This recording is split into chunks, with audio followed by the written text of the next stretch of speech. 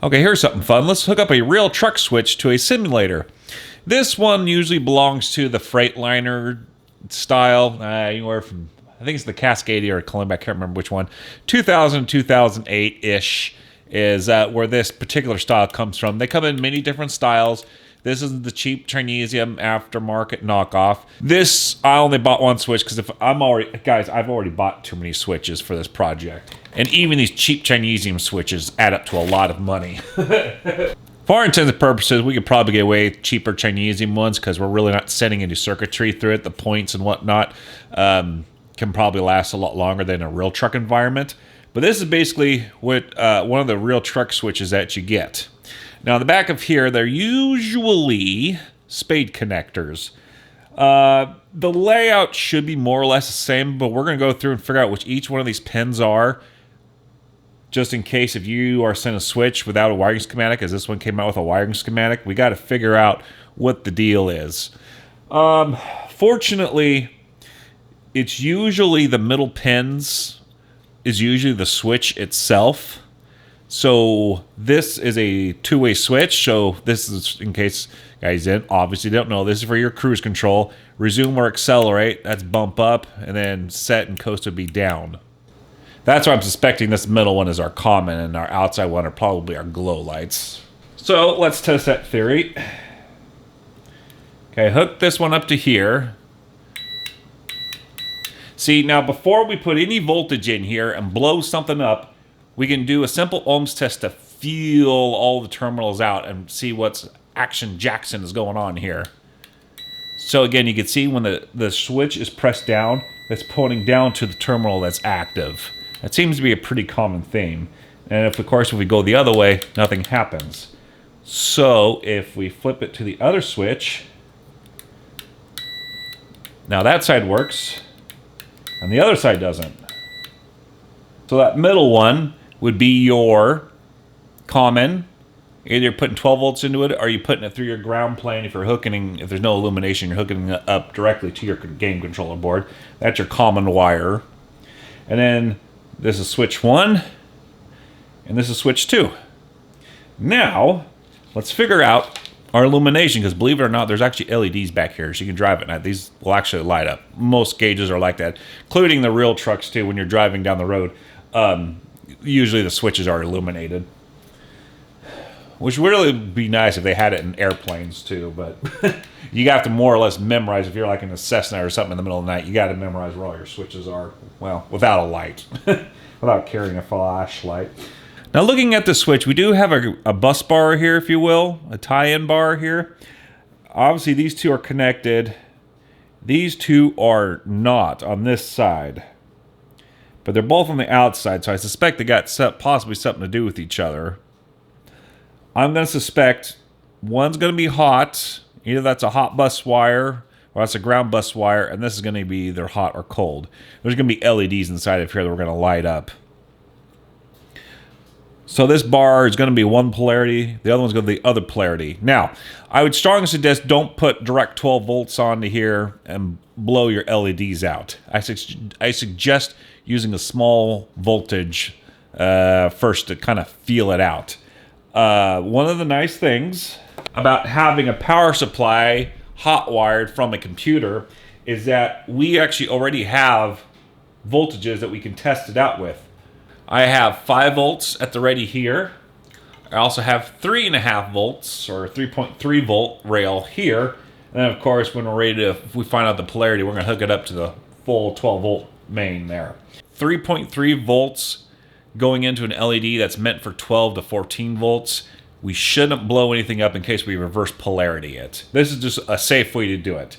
And once we figure out what that bus bar is, you guys might be able to suspect, okay, that should be either hot or ground whenever you get your switch if you encounter this type of a switch. If not, have the very low voltage DC line around, rail lining around through your power supply, whatever you want to do, and just start feeling it out. And let's go ahead and do that now. Then we'll take our 3.5 volts here and put it on the other side, and we get nothing. So is this a hot bus bar then, perhaps? All right, well, let's try that then. Remember, we're dealing with very low voltage. If something was to happen, we should be able to see something at least glow, at least very, very dimly. So now we got our 3.3 volts plus on the bus bar. Now I'm going to ground out this pin down here on the other side.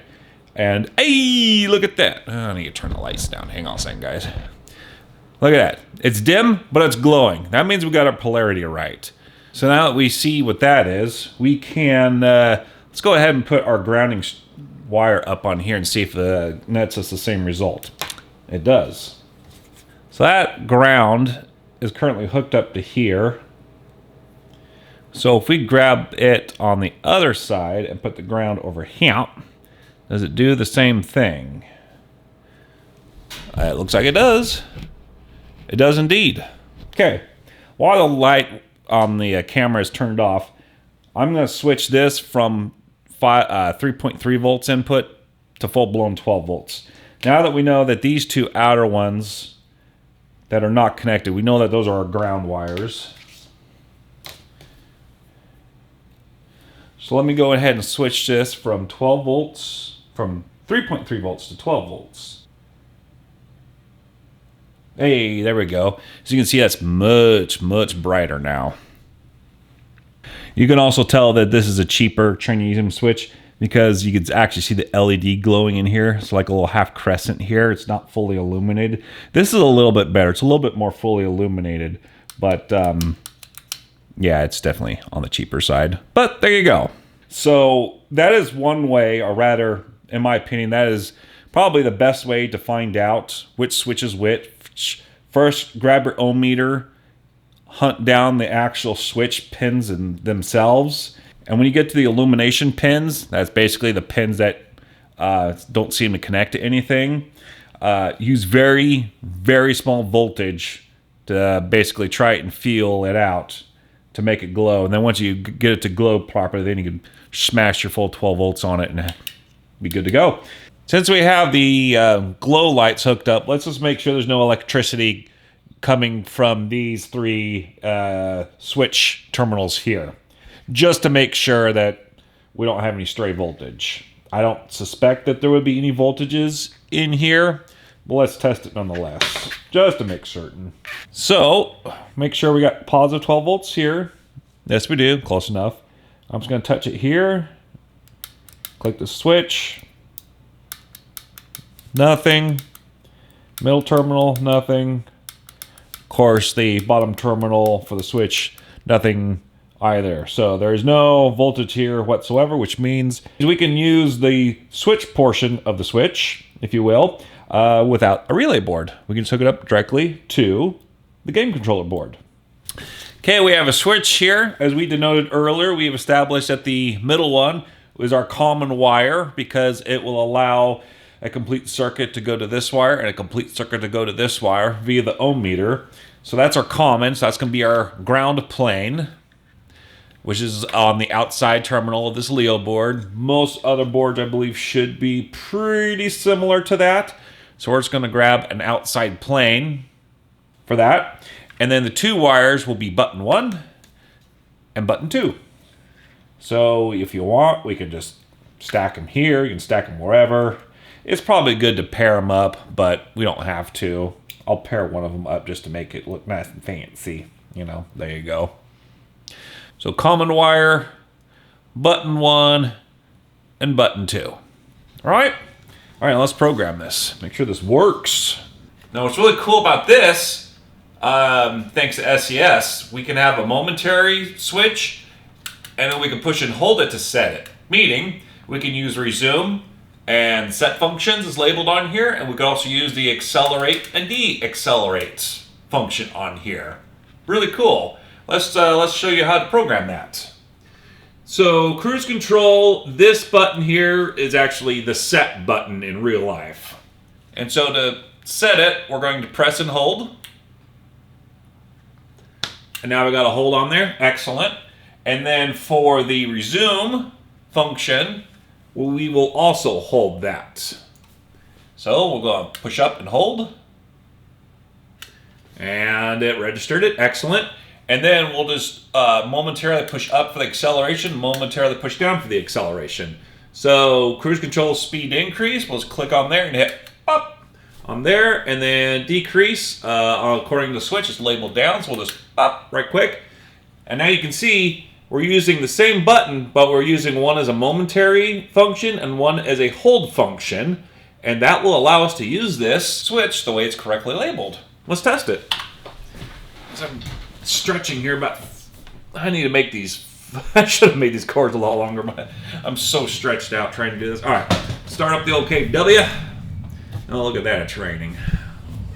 All right, thank you. Right, here we go.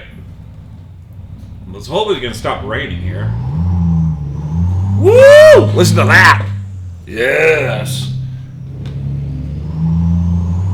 Whee! We got wheel spin. I don't know if I got wipers yet or not. Do I got wipers? I don't have wipers. Oh, come on. Enough with the wipers. Let's go. Hold on a second. This is annoying as all get-out. Okay, so we're cruising for a bruising here. We want to set our cruise control. It's going to be the set feature, which is the hold. That's how we programmed it. So we're just going to push and hold it. And you can see it set at 52 miles per hour. And now we can do the acceleration and deacceleration. So push up for acceleration temporarily. Push down for deacceleration. And you can see it's changing it. Perfect. Perfect.